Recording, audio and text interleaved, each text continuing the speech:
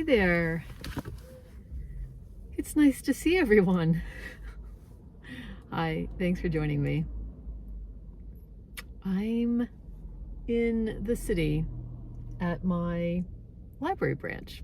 It's Sunday after Halloween, and I wasn't going to come here today because I was going to go to my local library and pick up a couple books that I have in mind because I'm still slumpy. I'm still getting books out of the library and they're not working, and I'm returning them and all of that. That continues. So I didn't want to drive all the way here because I drove a lot yesterday. I went to Harrisburg from Pittsburgh. I went to the Harrisburg area to visit my son. So I just wanted a quick trip, and I'm glad I checked because they're closed today. So that's why I'm here, because the books that I have my eye on, I can pick up here, thankfully. So the two books that I have that I'm returning are books that I think I talked about in my last video. The Debut by Anita Brookner and The Position of Spoons by Deborah Levy. And I was thinking about what books I wanted to take with me on a trip that I did, that I went on a couple weeks ago, a weekend trip, like a long weekend, to upstate New York, because I attended the massively large New York Sheep and Wool Festival, also known as, or referred to as, Rhinebeck. Here comes an entire family passing me. I don't want to talk to the... Anyway, done. Yeah, so I attended New York Sheep and Wool Festival. I'm a new knitter, so I was interested in seeing all things wool, including a bunch of beautiful sheep and alpacas. And 30,000 people were there this year on the Saturday. That's not unusual, but I think it is larger than normal. And I only went on Saturday, and it was glorious. However, I didn't factor in how exhausted I would be, and so I didn't read at all. But I did when I got back. And this book, I didn't realize, is Anita Brookner's first novel, the debut. So that's fittingly named. I'll read it here. Beneath the quiet academic exterior of 40-year-old Ruth Weiss lies the stuff of the literature she teaches. So she studies, she looks the part of the scholar and professor of English she has become. She's also studying Balzac. Her heroines are Anna Karenina, Madame Bovary.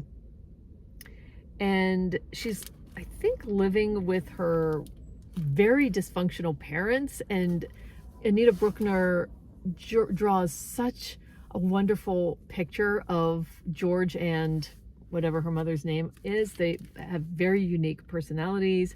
Her mother, a flighty actress, her father, an ex-dandy. The main character's name is Ruth.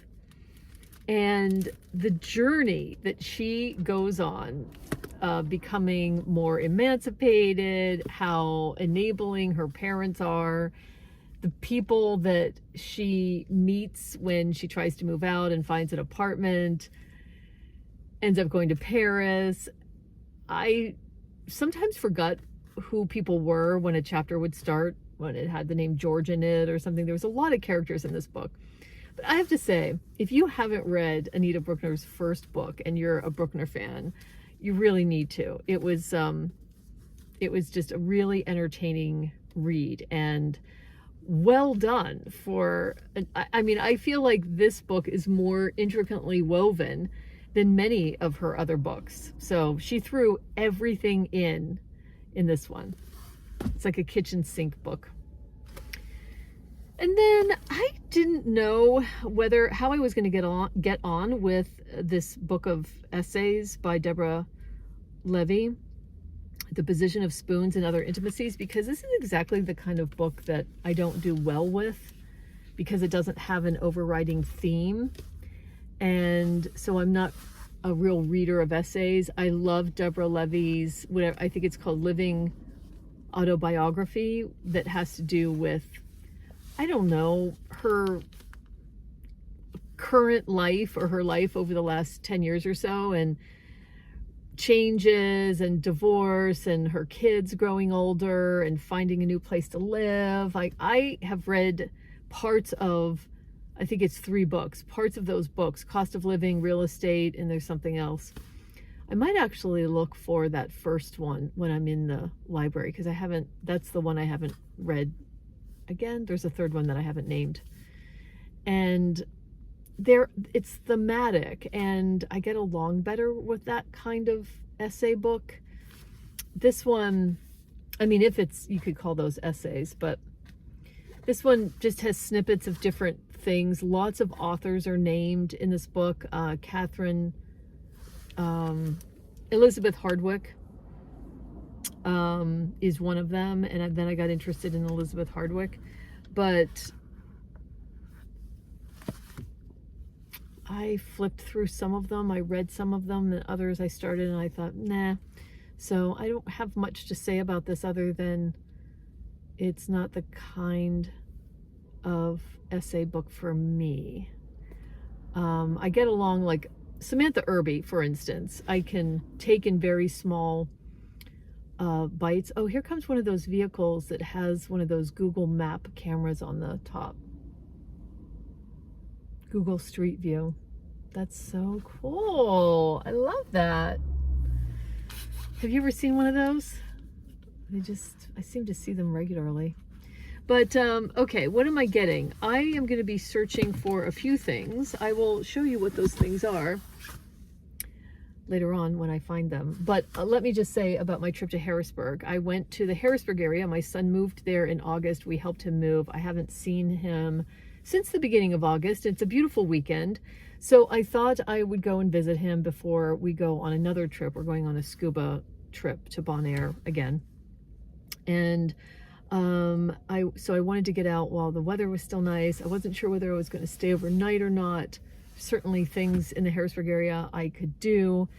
He lives on the West Shore. If you know the Harrisburg area, you know that it is referred to as the East Shore, which is where the city is, and many different suburbs and neighborhoods. And then the West Shore, which is Lemoyne and Camp Hill and Mechanicsburg and so on. So yeah, he lives on the West Shore. So I went out, and it was a beautiful drive on the turnpike, and we did our routine. We had lunch. I played with his cat, and now he has a kitten, Buddy and Bart, and did a Walmart run like we always do. We always go to lunch and then go to Walmart and get things for the apartment. And I mean, he's 40 now, but we have a routine and we like it. And yeah, it's fun. And it was so fun seeing him. I was going to maybe stay overnight because Harrisburg has a really great bookstore that I love in the city called the Midtown Scholar.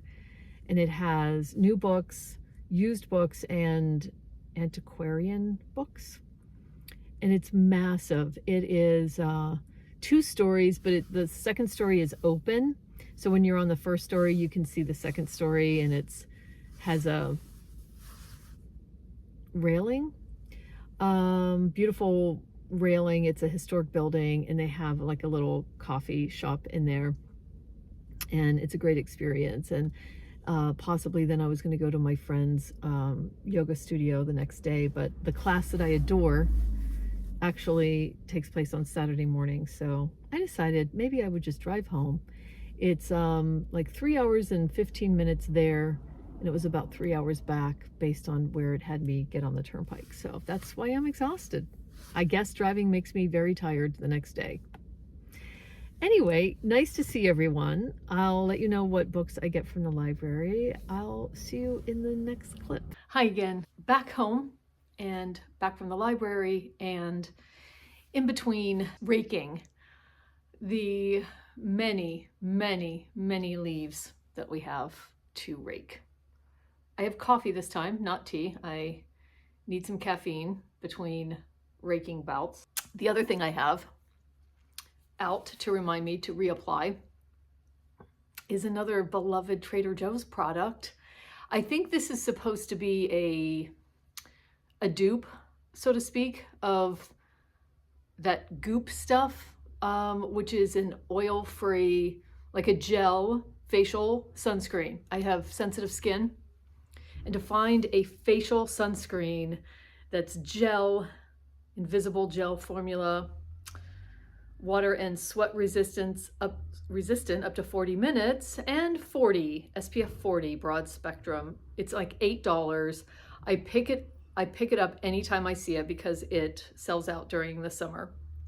Highly recommend. I have a couple extras of these. Okay, so I will show you what I got at the library, but before that, I found my notes on the position of spoons. I knew I had taken some notes because there were actually some essays, now that I look at the notes, that I wanted to mention. So it's not my kind of essay book, but I did want to raise up a couple subjects that are brought up in the essays because it might be your kind of essay book. She talks about, I thought this was interesting, in one of the essays, and I didn't write down like the title of any of these in which I'll be mentioning. Simone de Beauvoir, The Inseparables. She talks about that story and female friendship and the closeness and intimacy of female friendship, especially when you're young, and how it's such a special thing if it can happen, if you've ever experienced it. And then she talked about a French poet. She wrote a poem called Paris, a poem, in 1919 after the armistice. She was considered a modernist. Her name is Hope Mirrlees, Mirrless, I think. And I wrote something here that says Virginia and Leonard Woolf were eager to publish it in 1920, and Virginia sewed by hand the 175 copies that were published. Isn't that extraordinary? She talks about Swimming Home, the piece of fiction that she wrote that I read this summer that is so atmospheric. Where does it take place? In Italy, the seaside, or the French Riviera? It was so atmospheric, and yet it was condensed to this family with the young daughter and then the older man. And I could just picture these people, fall allergies. I could just picture these people in my mind. I really, really enjoyed that book. She talks about it, about how the idea was conceived. And she enjoys swimming in open water and lakes and maybe oceans, but she talks about one particular place that she was vacationing maybe, and where this idea was conceived. I thought that was so interesting. And Elizabeth Hardwick, who is an essayist, wrote Seduction and Betrayal, and talks about the Bronte sisters, and there's an essay in that book on Sylvia Plath. So I just wanted to mention that because that led me to look for the Elizabeth Hardwick book, which I haven't reserved at the library yet. Okay, what did I want to pick up at the library? I actually didn't have any holds. I have holds coming, which I'll mention in a second. But I just had it in my mind that I wanted to try reading again the Sheila Heti book, Pure Color. And it's funny because I would have said that this book was definitely published before motherhood, but it turns out it wasn't. I really would have thought that. A new novel about art, love, death, and time from the author of Motherhood. This says it was published in 2022. Here we are, just living in the first draft of creation, which was made by some great artist who is now getting ready to tear it apart. In this first draft, a woman named Mira leaves home for school. There she meets Annie, whose tremendous power opens Mira's chest like a portal. To what? She doesn't know. I've just started this, and I think when I had it the first time, if you don't get through the first couple pages in which she's talking about God creating the earth, if you don't get through those, then you don't get to the story about Mira. And I don't think I got through those because I didn't know what the heck was going on. But now I've read a few Sheila Hetis. I've read Motherhood, and I've read Alphabetical Diaries and How Should a Person Be? And I've listened to or watched a lot of interviews, mostly listened on podcasts. So like, I know she's always using a very creative framework. And now I can read past those first few pages where I didn't know what the heck was going on. And I'm a mood reader, so it just depended on what else I was reading at the time and what else I wanted to get to. So I'm enjoying this. I'm intrigued by it. Let's put it that way. It's too early to know. And then I wanted to go back to The Cost of Living. I thought there were 3 books. As it turns out, there's only 2, The Cost of Living and Real Estate. And I have Real Estate, I guess, as a Kindle purchase on my phone. And I did read it first. The first time I read it, I guess, on my phone years ago or whenever it came out. And then I now read it if I'm like on an airplane and completely bored or something like that. It's always travel related that I'm reading it. Same thing with some Rachel Cusks that I have on my phone. So I really like Real Estate, and so I've read bits and pieces more than once because of that. And I really wanted to go back to The Cost of Living, and I'm loving it. I'm absolutely loving it. I'm up to page 24, and this one is where she's moving out with her 3 daughters maybe, and her 3rd daughter has now gone off to university, and we can make an assumption that she's splitting up her marriage, but she hasn't really talked about that yet. A vital and exhilarating modern manifesto on the politics of womanhood from Deborah Levy. What does it cost a woman to unsettle old boundaries and collapse the social hierarchies that make her a minor character in a world not arranged to her advantage? Wow. That's a loaded statement, supposition, whatever framework. So yeah, I'm really enjoying the writing so far. It's too early for me to really talk about it. Then, while I was there, I did go into the fiction section and get Hot Milk because I read this so long ago. Yeah, 2016, I think, is when it was published. And I read this and I don't remember it. I mean, I remember the act of reading it. I can picture myself reading this book, but I don't remember the story or what I thought of it. So I thought I'd get it out. Maybe it's too much to be reading 2 Deborah Levy's, who knows. Then I got out String Theory by David Foster Wallace on tennis. And I flipped through and I already found, I probably won't read all of these essays. I mean, I love tennis, but I don't know if I love it that much. How Tracy Austin Broke My Heart is where I'm going to start. And he talks about reading her memoir, Beyond Center Court, My Story. I listened to this memoir and autobiography. I loved it. The Tracy Austin. There was a period of time where I belonged to audio books, Audible. And I listened to Tracy Austin. I listened to the Andre Agassi memoir. That remains one of my favorite memoirs I've ever consumed, listened to. And so yeah, I liked both of those. I really liked the Tracy Austin. I loved the Andre Agassi. I don't know, I guess it was because he was so candid, and whoever wrote that book for him or put together his thoughts did such a great job. This was a recommendation by Oliver, the chaotic bibliophile.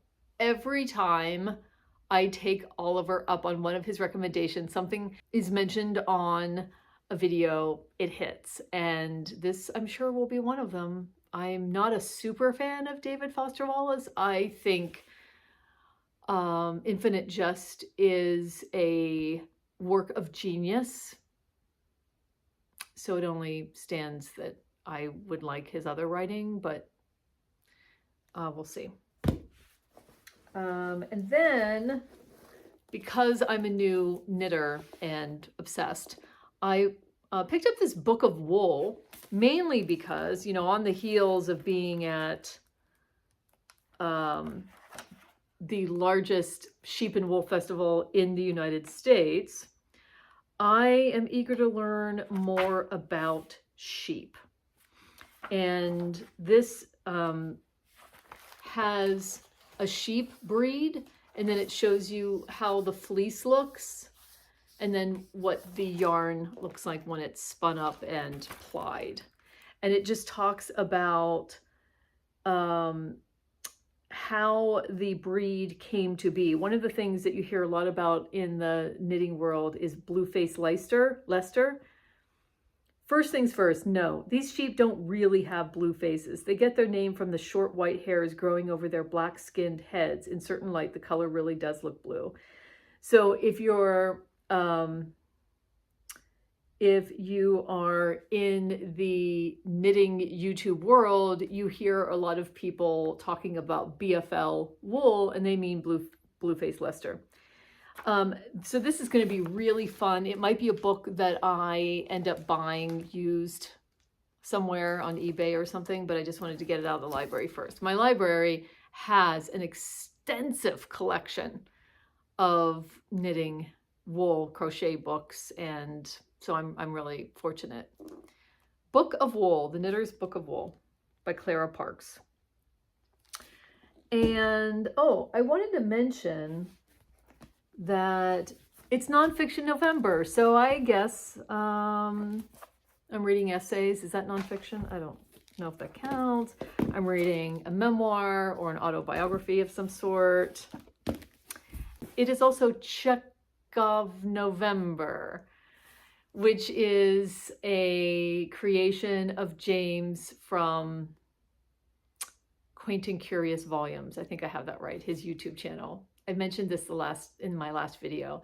He has a list of Chekhov readings that he and a bunch of friends, anyone that wants to join in, will be doing. And one of them is Gooseberries by Chekhov. And it happens to be in this book, which I talked about last time. I guess this is nonfiction because you read the story, and then George Saunders has like a lecture, so to speak, a conversation that he would have used in his own class that he teaches in, I think, Syracuse, and on the Russian short story. And I'm very eager to read Chekhov's Gooseberries because I've already read some of his talk afterwards, and I'm excited.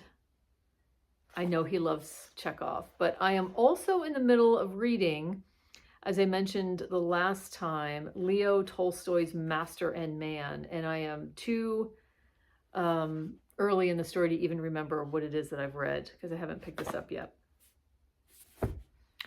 But I have coming to me from the library, The Brothers Karamazov by which Russian author? Turgenev? Dostoyevsky, probably. I'm pining for some Russian literature, and for anyone who is new here, I read War and Peace with a wonderfully organized read-along by Simon Hassel from Footnotes and Tangents on Instagram. He has a Substack. I highly recommend joining in to see what read-alongs he has coming up in 2025, because there is a plethora.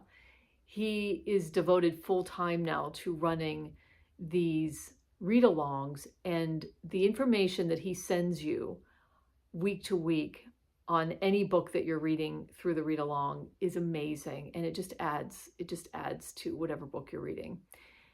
He does take support and donations to fund all the work that he's doing. I read War and Peace in 2023, a chapter a day. We were done by something like December 15th. There's a part of the book at the end that he said was optional. You could read it or not read it. I didn't read it. It was the most extraordinary reading experience I've ever had. And I'm stopping myself from starting over again on January 1st. I might. I'm talking to Anna on my lovely friend on Instagram, which I will put her name here. Anna, I can't remember. She loves Russian literature.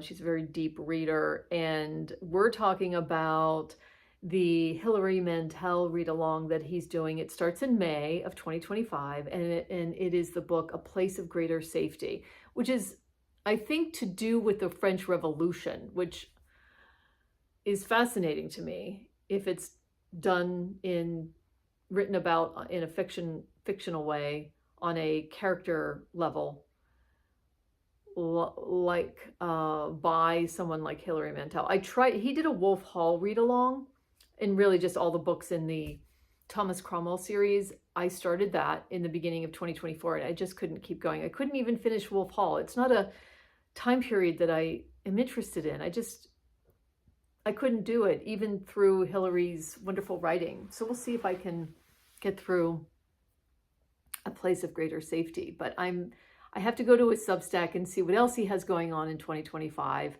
I will buy that book used because it's too long to keep out of the library. Same thing with the brothers Karamozov. So my plan is to read parts of it every day, first thing in the morning, like I did War and Peace. And I'm getting it from the library. And if it sticks with me, then I'll just get a used copy and just enjoy that and get a Russian literature fix.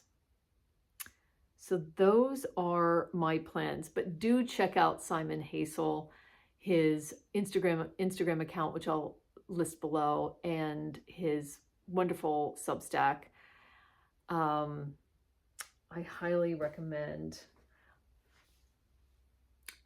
Please let me know what you're up to.